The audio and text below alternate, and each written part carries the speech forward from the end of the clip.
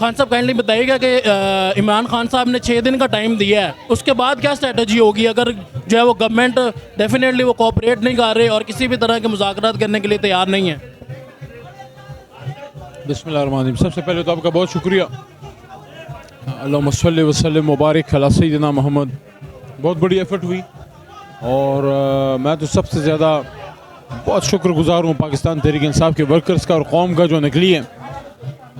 खान साहब ने फिर अल्टीमेटम दिया है कि उसके बाद एक और बड़ी गैदरिंग वो करेंगे, एक और मार्च करेंगे, लेकिन होपफुली तब तक बेटर सेंस विल प्रिवेल, क्योंकि कौम इस तरह के हालात की मुतहम्मिल नहीं है जिस तरह पंजाब में हुआ, चादर चार दीवारी को जिस तरह उसको रोंदा गया और जो पुलिस के हाथों ब्रुटैलिटीज़ हुई, पुलिस की भी बदकिस्मती से एक शहादत हुई।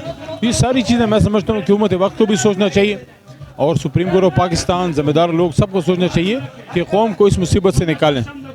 अगर सुप्रीम कोर्ट ऑर्डर ना देती जो है पुरअमन जलसे का, तो डेफिनेटली यहाँ पे धरना होता, तो क्या प्लान था आप? देखें वो तो फिर खान साहब मीटिंग करेंगे कोर कमेटी की, उसके बाद ही कोई आगे का प्लान बताएंगे। तो सर अगर ये 6 दिन के बाद जो है कितना कब आप इलेक्शन चाहते हैं, मतलब after 6 month 8 month immediately after 6 days?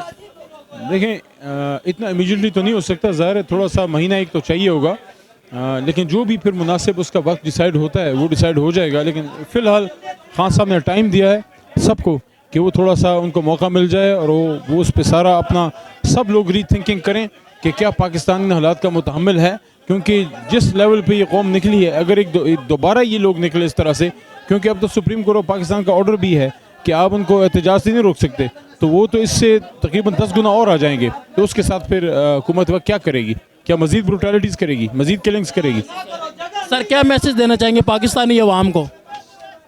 सबसे पहले तो उनका मैं शुक्रगुजार हूँ और उसके बाद मैं ये कहूँगा कि आपने सब्र का जो है वो दामन नहीं छोड़ना और आपने जो है अपनी जद्दोजहद जारी रखनी है। ये एक कंटिन्यूस जद्दोजहद है, क्योंकि इम्पोर्टेड हुकूमत को ख़त्म करना जो है वो हमारा एक टारगेट है और एक आज़ाद इलेक्शन हो और आवाम फैसला करे, जिसकी भी हुकूमत आए वो फिर अपनी हुकूमत करे। Thank you so much. शुक्रिया।